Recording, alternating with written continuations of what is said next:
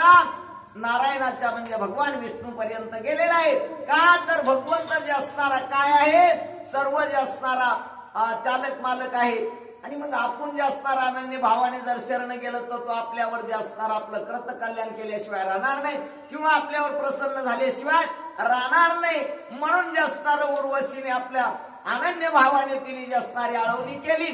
त्या ठिकाणी जे असणारा या असुराला जे असणार चेतना देण्यासाठी किंवा आता जागृती झोपीत म्हणले आपण काय कशी अवस्था आहे झोपीतली, ते प्रेतासारखीच आहे ना, काय हलविलं तरी त्या ठिकाणी काय चलन मला नाही का, नाही.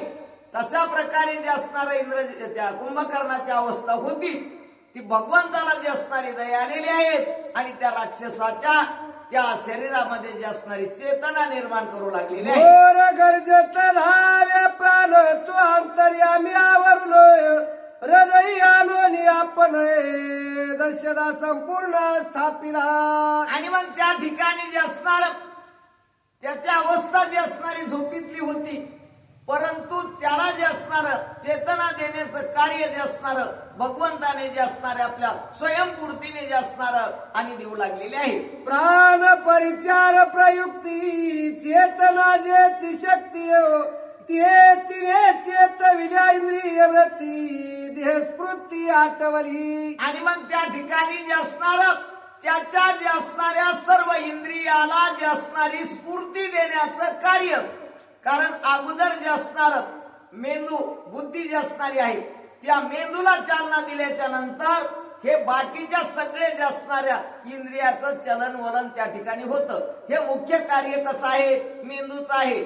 मेंदूच ते असणार जे असणारी हे रक्तस्राव जे असणारा बंद पडला तर आपण त्याला काय म्हणतो, अटॅक आला आणि तो गेला.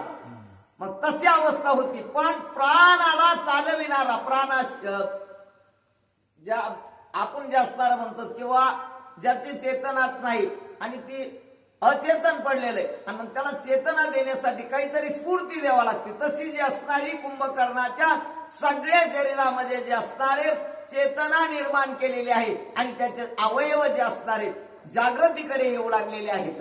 देह स्फूर्तीचे निकैवाडे उघडी नेत्रांची कवाडे श्रवणाचे टाळे उघडे वाचा निवाडे वदे स्पष्ट. आणि मग त्या ठिकाणी जे असणार चेतना स्फूर्ती जी असणारी निर्माण झाल्याच्या नंतर जशा प्रकारे जे असणार आपल्याला टवटवीतपणा येतो किंवा स्फूर्ती निर्माण होती, मग एक एक अवयव जे असणार हा चलन वलन त्याचं होऊ शकतं. मग त्या ठिकाणी जे असणार वाचाला स्फूर्ती निर्माण होती, तो बोलू लागतो. हाताला जी असणारी चेतना निर्माण झाली तो हलू शकतो, पायाला त्याला अशी अवस्था जी असणारी त्याची जागृती झालेली आहे आणि तो हा चलन वलन करू लागला. प्राण परिचारिता ग्राणी सावधानता सकळ करणी बुद्धी बोधय बोधोनी संकल्प मानी चेतविले. आणि मग त्या ठिकाणी जे असणाऱ्या बुद्धीला जी असणारी स्फूर्ती चालना मिळाल्याच्या नंतर आपण एखाद्या संकटात जर असलो तर आपण बेभान होतो, आपल्याला काय करावे सुचत नाही. परंतु त्याच अवस्थेमध्ये स्थिर जर झालो तर त्या बुद्धीला जी असणारी चालना मिळते आणि आपल्याला त्याच्यावरला जो असणारा उपाय जे असणारा सुचतो किंवा स्फूर्ती निर्माण होती किंवा त्या बुद्धीला जी असणारी चालना मिळते आणि उपयोग प्रयोजन जे असणार आपल्याला सापडतं आणि त्याच्यावर जे असणार आपण कार्य करू शकतो.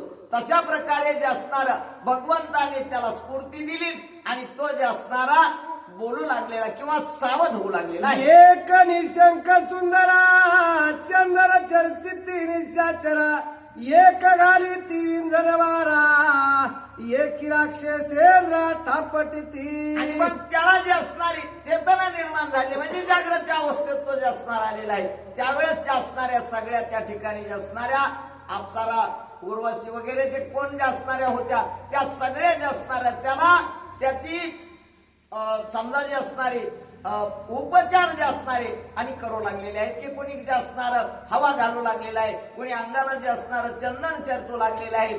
अशी जी असणारी त्याची सेवा जी असणारी गीत वाद्य स्वर सुस्वर प्रदा गायनाती मधुर ऐकोनी उटील आणि साचर अति दुर्धार भयानक आणि अशा प्रकारचा जो असणारा कुंभकर्ण निद्रिस्त होता, कारण त्याची झोप अशी मोडतच नव्हती. परंतु या उर्वशीने जे असणारा जो प्राणाचा प्राणदाता जो असणार आहे तो भगवान आहे, प्रत्येकाच्या दयामध्ये जो असणारा तो आहे. आणि मग त्याची जी असणारी प्रार्थना केल्याच्या नंतर त्याने जी असणारी चालना दिली आणि हा उपचार सर्वांचा पाहिला. सुस्वर जे असणारे नृत्य गायन जे असणारे हे स्वर कानावर पडले आणि त्या ठिकाणी जो असणारा एवढा मोठाची मोठा जो असणारा कुंभकर्ण आणि जागृत अवस्थेमध्ये आलेला उग्र आहे. क्रूर भयानक दृष्टी कळी काळा चळिका पेपोटी प्रमदा पळाल्या उठा उठी सैन्य मारा वाटी पळाले. आता मग त्याची जो असणारी एवढी शक्ती होती, त्याच्याकडे आवाढव्य जे असणार त्याचं शरीर होतं की त्या पाहिल्याच्या नंतर सगळ्यांना भीती वाटत होती. आपल्या सामान्याला पशु प्राण्याला तर भीती वाटत, पण ज्याची जगावर ज्याची सत्ता आहे तो काल म्हणतात त्याला, काळ. आणि त्या काळावर सुद्धा जी असणारी या कुंभकर्णाची सत्ता होती किंवा काळ त्याला धाकत होता.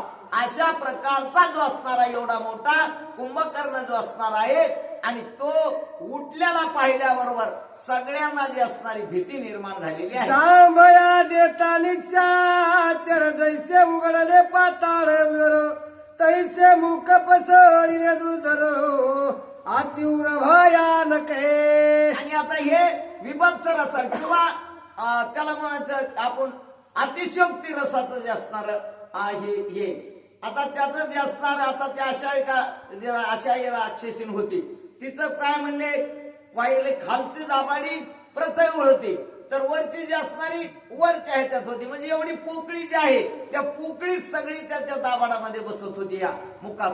तशा प्रकारे ह्यांनी जांभळी दिल्याच्या नंतर अनेक पशु प्राणी जे असणारे सगळे मध्ये जात होते आणि पुन्हा बाहेर निघत होते. एवढा जो असणारा अकराळ विक्राळ स्वरूप या ठिकाणी नाथ महाराजाने त्या कुंभकर्णाचं सांगितलं आहे. विजू तेजाती कराळी जिव्हा लखलखीत तांबडी अकराळ विक्राळ दाळांची जोडी प्रयाग्नी पाडीस तेज दृष्टी. आणि मग एवढं जे असणार भयानक जे असणारा तो कुंभकर्ण होता, त्याची जीव जी असणारी पाहिली तर लाल लळलळीत जी असणारी नाथरायाने त्याला जे असणार एक रूपक दिलेलं आहे की जशी जी असणारी अस्तमानामध्ये जी असणारी आकाशात वीज चमकावा आणि कडकड आवाज व्हावा, तिचा जसा लख प्रकाश पडतो आणि तशा प्रकारची जी असणारी कुंभकर्णाची जी असणारी जीभ आहे तिचा इतका तेज जे असणार आहे किंवा त्याच्या दाढा ज्या असणाऱ्या एवढ्या अकराळ विक्राळ आहेत, असं हे भयानक जे असणार स्वरूप आणि त्या कुंभकर्णाचं आहे. भयानक रूप भयानक दृष्टी भयानक सर्वांगाची पुष्टी परम भयानक उठिला सृष्टी कांपती पोटी सुरसिद्धा. आणि मग अशा प्रकारचा जो असणारा ज्याचा धाक दरारा सगळ्यावर आहे असा हा कुंभकर्ण जे असणारा जागृतीवर आलेला आहे, उठून पोचलेला आहे. तर हा पाहिल्याच्या नंतर देवादिकांना सुद्धा जे असणारे चळकाप सुटावा असा याचा जे असणार शरीर आणि याची जी असणारी ख्याती की याची भीती जी असणारी एवढी होती की सुरांना असुरांना सगळ्या देवादिकांना जे असणारी चळकाप त्याचा जे असणारा आणि होऊ लागलेला आहे. प्रबोध झाला कुंभकर्ण राक्षस सांगो येती रावणा प्रवेशोनी लंका भव भुवना सभास्थान त्याले. आणि मग त्या ठिकाणी जे असणार आपण काहीला जे असणार काही सांगून शिकून जे असणार शिकवतो तसा जो असणारा हा झोपीतून प्रबोधन करून जे असणारा नाना अट्टासाने नाना प्रयत्नाने त्याला जे असणारा उठवलेला आहे. हा उठलेला पाहिल्याच्या नंतर ज्याचे सेवक जे असणारे होते आणि ज्या प्रयत्नाने किंवा ज्याने